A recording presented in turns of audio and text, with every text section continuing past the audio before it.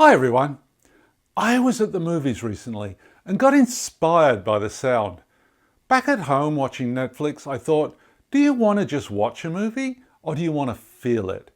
So I went looking for a sound system that can give the same Dolby Atmos sound experience that we get in the movie theaters.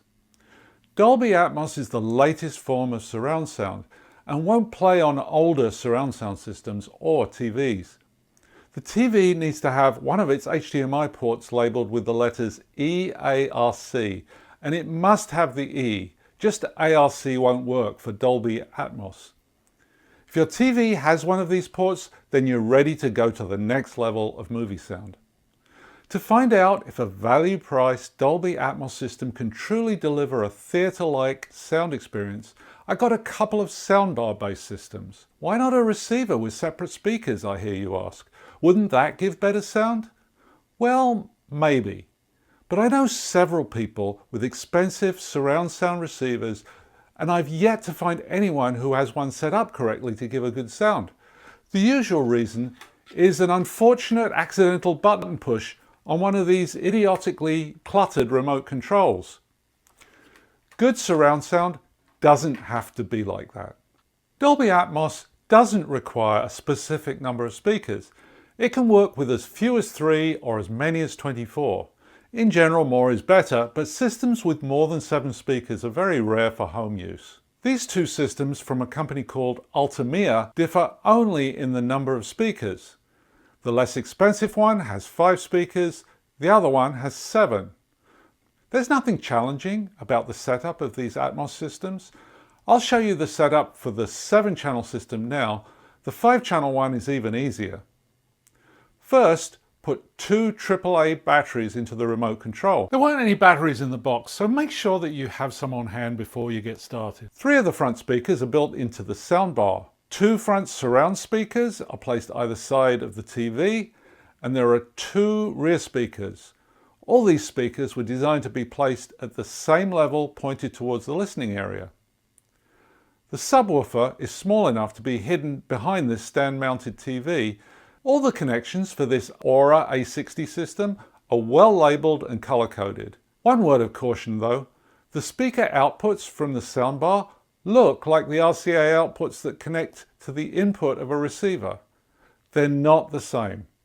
Don't try to connect a receiver to these outputs, they're for the surround speakers only. To connect those front surround speakers, use the supplied RCA cables that are the same colour at both ends. The white one goes to the front left speaker and the red one goes to the front right. Then connect the subwoofer cable and the power cord. The rear speakers are connected to each other with the RCA cable that's red at one end and white at the other. Attach the power cord to the right side, which is the red one. After connecting power, the little white light on the back of the right rear speaker flashes briefly, then stays on steadily, which indicates that it's connected to the front.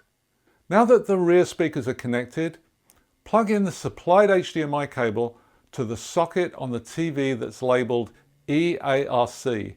This is the only TV HDMI socket that'll work, so double check that you have the right one. Then connect the other end of the HDMI cable to the soundbar and turn on the TV. With this Samsung TV, the surround sound system was detected and the sound switched to it automatically.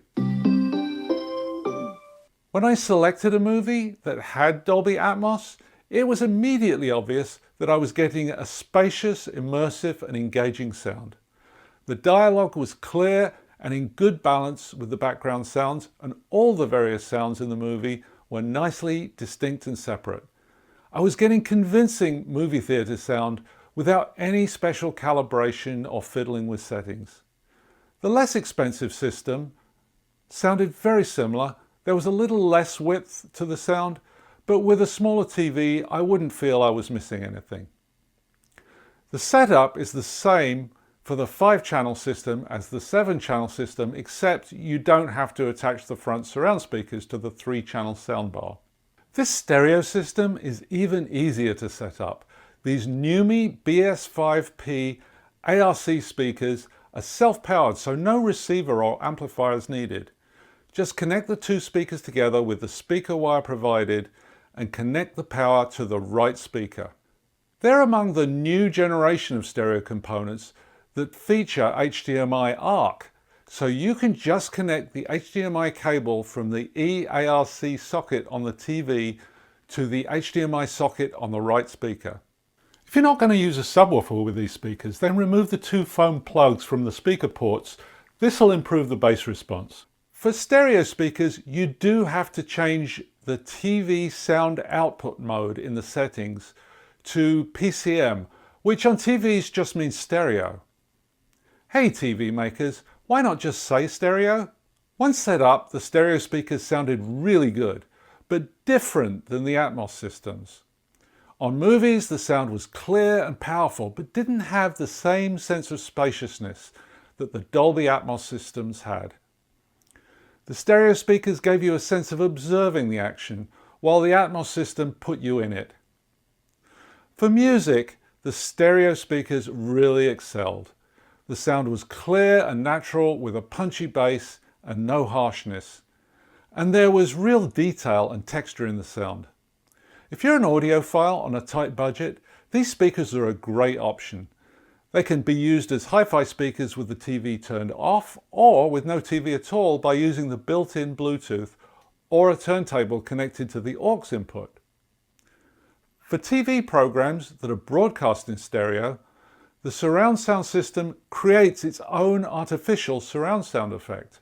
Ultimea brands it Surround X, but all surround systems will do something similar. This was quite a pleasing effect for most TV shows, but for music videos it sometimes sounded odd. There was one video I listened to that had a singer playing a piano. The voice came from in front of me, the piano seemed to come from the back. You can use the Ultimea remote to dial back the surround effect, or to turn it off completely, but who wants to be fiddling with settings for different types of video? Any of these systems were more enjoyable for movies or for music than a basic one-box soundbar that I tried for comparison. It sounded small and provided much less separation between the various sounds, so dialogue was harder to hear. For convincing movie theatre sound for an affordable price that is easy to set up and use, the two Ultimea systems really delivered. I think the Aura A60 7-channel system is better for TVs 50 inches and larger. For smaller TVs, the 5-channel A50 Pro is ideal. For music lovers, and I count myself as one of them, the NUME speakers are my choice. Stereo music on these sounded better than some hi-fi systems that cost much more and was more real and live sounding than any of the soundbars. If you like this video, give me a thumbs up and subscribe. If you buy anything using the product links in the description, it doesn't cost you any more, but a small commission helps to support the channel and is much appreciated. Thanks for watching, everyone.